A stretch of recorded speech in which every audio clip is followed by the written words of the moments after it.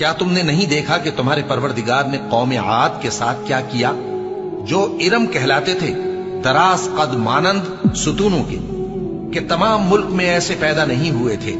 اور سمود کے ساتھ کیا کیا، جو وادی قرا میں چٹانیں تراشتے تھے؟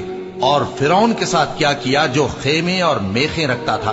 یہ لوگ ملکوں میں سرکش ہو رہے تھے، بس ان میں بہت سی خرابیاں کرتے تھے، تو تمہارے پروردگار نے ان پر عذاب کا کوڑا برسا دیا۔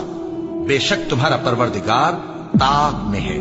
مگر انسان عجیب مخلوق ہے کہ جب اس کا پروردگار اس کو آزماتا ہے کہ اسے عزت دیتا اور نعمت بخشتا ہے تو کہتا ہے کہ میرے پروردگار نے مجھے عزت بخشی، اور جب دوسری طرح آزماتا ہے کہ اس پر روزی تنگ کر دیتا ہے تو کہتا ہے کہ میرے پروردگار نے مجھے ذلیل کیا۔